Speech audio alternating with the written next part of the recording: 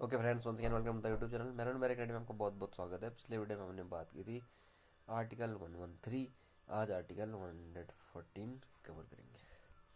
Channel को अब तक सब्सक्राइब नहीं किया, चैनल को सब्सक्राइब करिए, ऐसी इंपॉर्टेंट वीडियोस अब तक आती रहेंगी।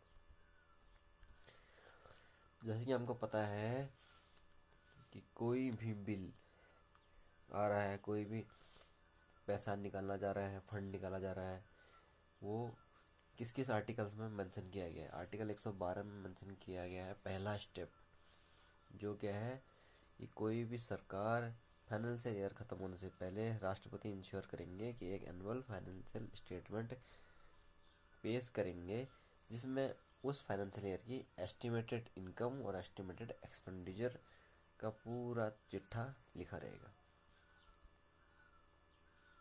आर्टिकल 113 में फिर बताते हैं कि जो कंसोलिडेटेड फंड ऑफ इंडिया से चार्ज जो भी एक्सपेंडिचर है उस पर डिस्कशन होगा, और उसके अलावा जो भी एक्सपेंडिचर है उस पर डिमांड्स फॉर ग्रांट के लिए भेजा जाएगा लोकसभा के लिए। लोकसभा उसको सहमति दे, असहमति दे दे या कुछ बदलाव दे दे, उसके बाद वो नेक्स्ट स्टेप की ओर आता है आर्टिकल 114।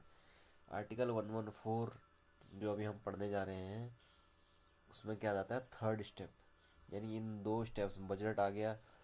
बजट के बाद जो पैसा है वो पैसे पर डिस्कशन हुआ है और या ग्रांट हो चुका है।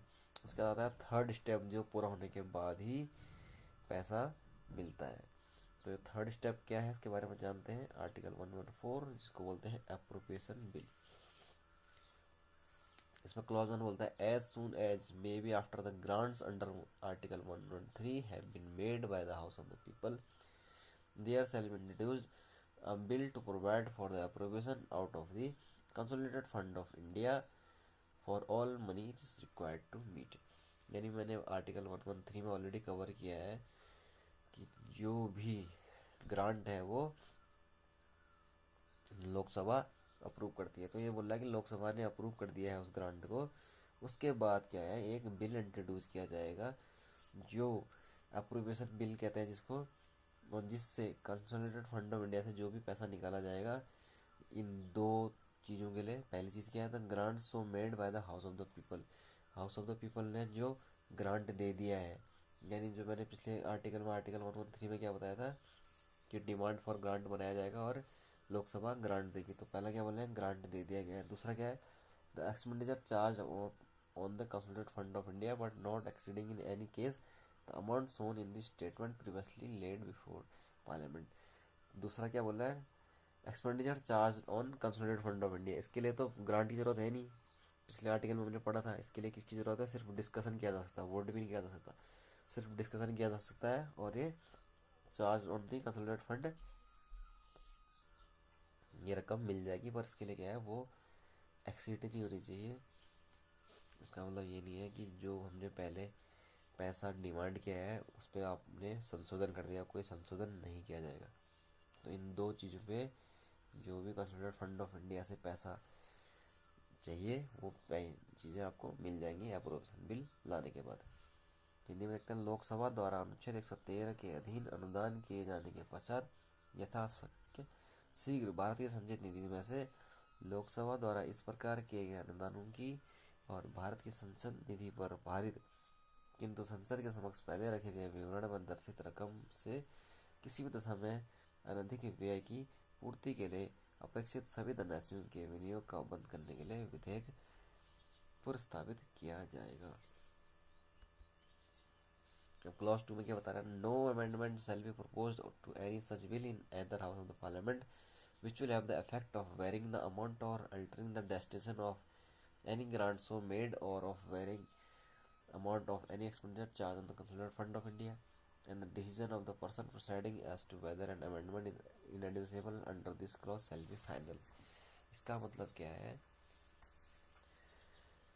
कि जो अमाउंट है, जो पैसा है, पैसे में कोई बदलाव नहीं हुआ। जो पैसा आपने शुरू में डिमांड फॉर ग्रांट में या डिस्कशन में जो आपने दिखाया है वो ही पैसा आपको अप्रोप्रिएशन बिल में लाना है, उसमें कोई बदलाव नहीं होगा। दूसरा डेस्टिनेशन में कोई बदलाव नहीं होगा, यानी जिस चीज़ में आपने बताया कि खर्चा होगा उसी चीज़ पे आपको अप्रोप्रिएशन बिल में भी खर्चा दिखाना है। कोई भी पैसा जो कंसोलिडेटेड फंड ऑफ इंडिया के एक्सपेंडिचर चार्ज में है, उसका भी अब पैसा, कोई पैसे में बदलाव नहीं किया जाएगा।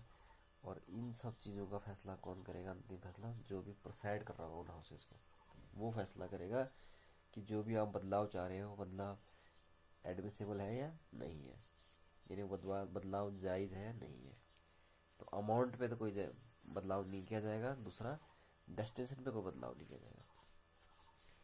इस प्रकार किए गए किसी अनुदान की रकम में परिवर्तन करने या अनुदान के लक्ष्य को बदलने, लक्ष्य भी नहीं बदलाएगा और अनुदान की रकम भी नहीं बदली जाएगी, अथवा भारत की संचित निधि पर भारतीय व्यय की रकम में परिवर्तन करने का प्रभाव रखने वाला कोई संशोधन ऐसे किसी विधेयक व संसद के किसी सदन में प्रस्तावित नहीं किया जाएगा।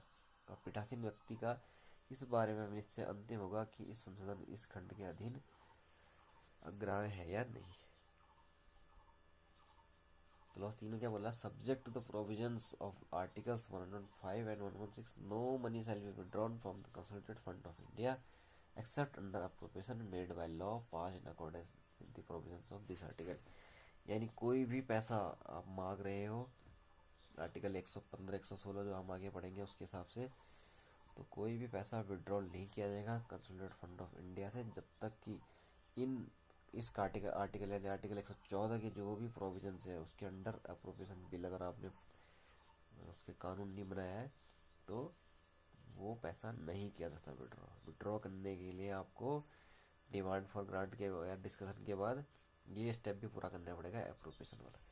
अनुच्छेद 115 और 116 के उपबंधों के अधीन रहते हुए भारत की संस्कृति में से इस अनुच्छेद के उपबंधों के अनुसार पारित विधि द्वारा किए गए विनियोग के अधीन ही कोई धन निकाला जाएगा, धन नहीं। यह हमारी वीडियो थी समाप्त। बैरन बैरिकेड के लिए बहुत बहुत धन्यवाद।